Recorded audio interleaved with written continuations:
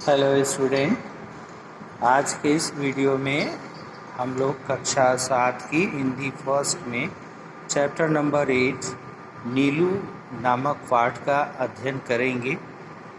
यह संस्मरण है एक जिसको महादेवी वर्मा ने लिखा है।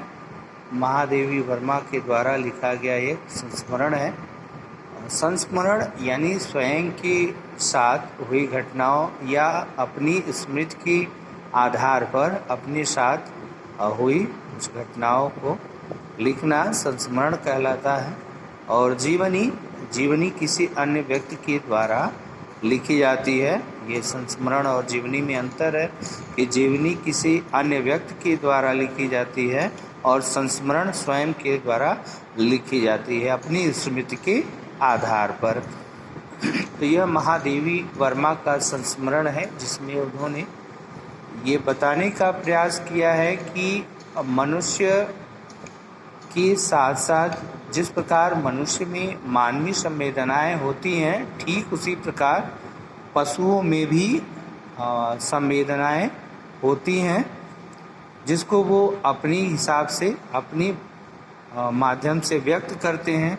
जैसे मनुष्य अपनी हृदय की भावनाओं को व्यक्त करता है, अपनी संवेदनाओं को, ठीक उसी प्रकार पशु पक्षी भी अपनी संवेदनाओं को अपनी माध्यम से व्यक्त करते हैं।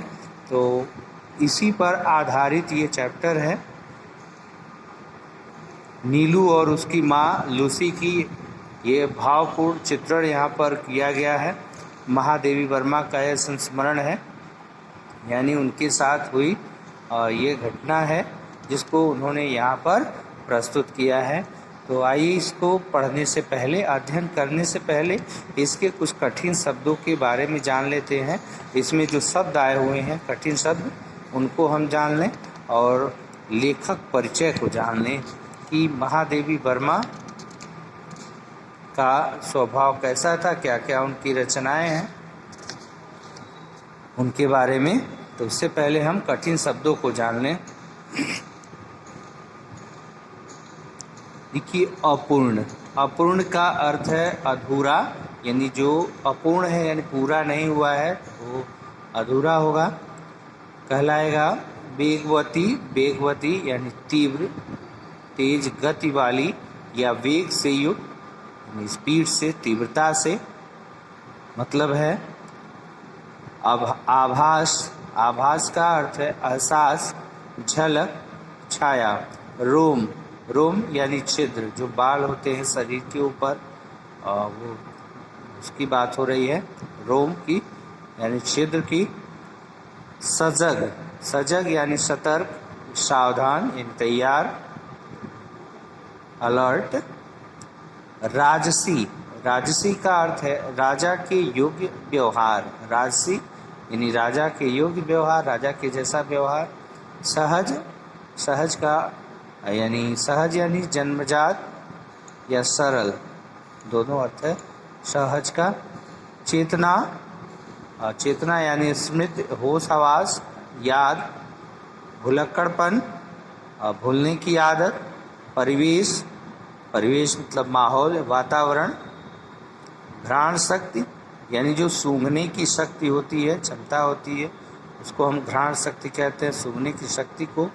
कुंठित यानी हीन, कम हो गई है। अनायास का अर्थ सरलता से, आसानी से। आहार यानी भोजन। उष्णता यानी गर्मी। सामीप्य का अर्थ निकटता। कंपित यानी कांपा हुआ। दैन्य यानी दीनता का भाव, कातरता का भाव। अलभ्य यानी जो लभ न हो, यानी जो प्राप्त न हो सके, ठीक है, वो अलभ्य है, दुर्लभ है। विगत मतलब बीता हुआ। निरीक्षण जांचना, गौर से देखना। आखेट प्रिय शिकार का शौकीन। आखेटक यानी शिकारी होता है। आखेट प्रिय यानी आखेट मतलब शिकार, प्रिय मतलब शौकीन होना, शिकार का शौकीन होना। कालांतर यानी कुछ समय के अंतराल पे यानी कुछ समय बाद। अभियान यानी दल के रूप में किसी कार्य को करना जो है वो अभियान कहलाता है। अब आइए देखते हैं हम लेखक परिचय, लेखिका का परिचय महादेवी वर्मा का। महादेवी वर्मा का जन्म 26 मार्च सन 1907 में हुआ था। उन्हें आधुनिक मीराबाई कहा गया है। हिंदी साहित्य में छायावादी युग के प्रमुख स्तंभों